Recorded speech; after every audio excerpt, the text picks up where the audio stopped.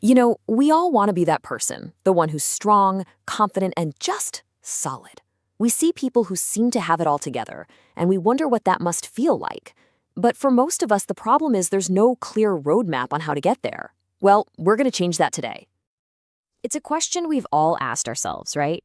You look at someone and think, were they just born that way, or is it something they built?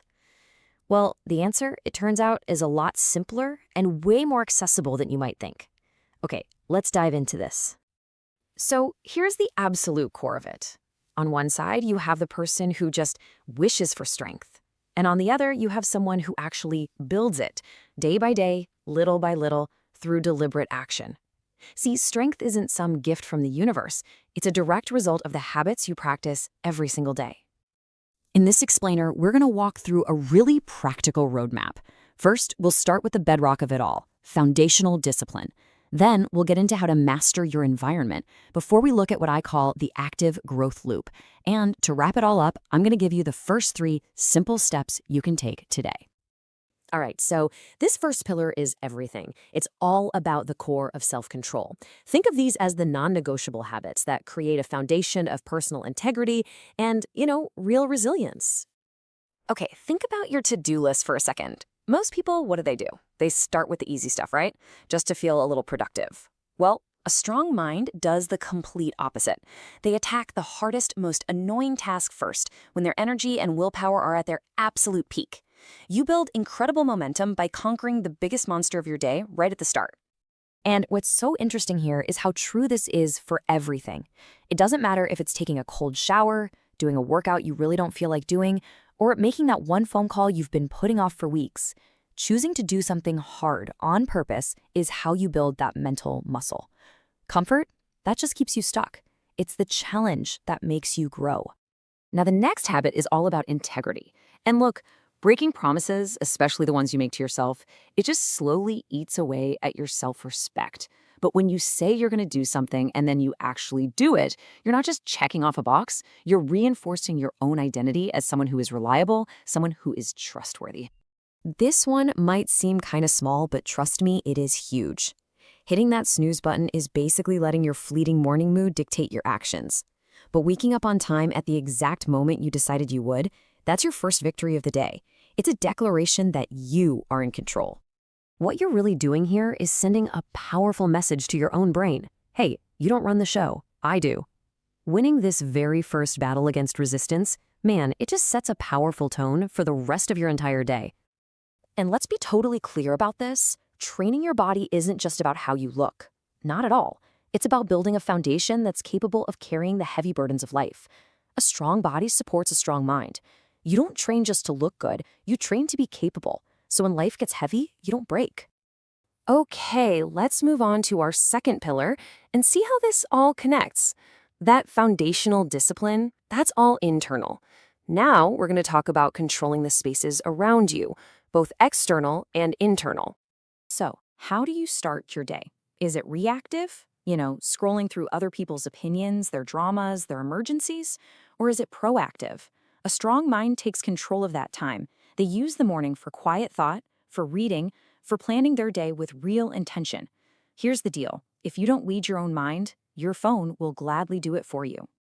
Your physical environment, your room, your desk, it's a direct reflection of your mental state. A cluttered, chaotic space just quietly lowers your standards and fogs up your thinking. But a clean, organized space, that promotes clarity and discipline. Little things, like making your bed or just clearing your desk, they really do matter. I mean, this metaphor just says it all, doesn't it? You can't expect to cultivate sharp, creative, powerful ideas in an environment of total chaos.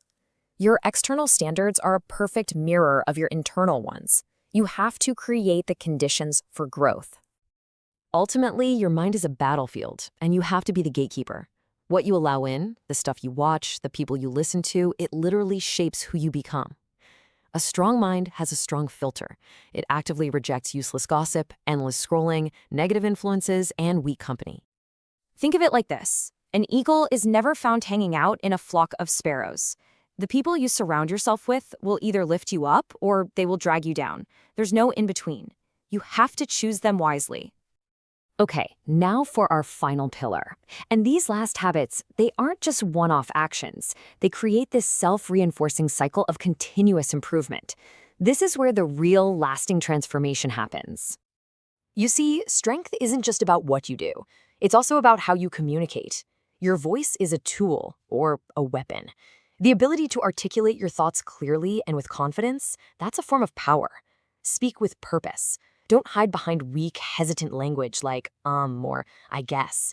Someone who can't express themselves clearly can't lead.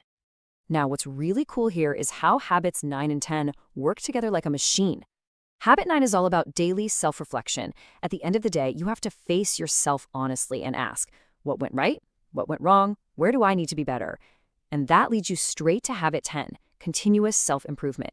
You identify the weakness, then you actively learn and build to fix it. It's a loop. Act, reflect, improve, and then repeat. That is the formula. And this is the ultimate distinction. A passive life is spent just consuming content and reacting to whatever the world throws at you. An active life is spent building yourself, your skills, your body, your business. It's the difference between being a spectator in your own life and being the creator.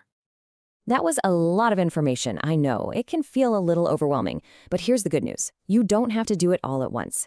This journey doesn't start with 10 giant leaps. It starts with just a few key steps. So let's make this super simple and actionable. That's it. Just 3. If you can master these 3 habits, I promise you, the others will naturally start to follow. This is your foundation. So here they are, your starting point. Number 1, start your day by tackling the most difficult task. Build that resilience right away. Number 2, keep your word always, especially to yourself. Build that unshakable self-respect. And number 3, practice daily self-reflection. Be brutally honest about your performance and figure out where you need to improve. So there you have it, the complete roadmap.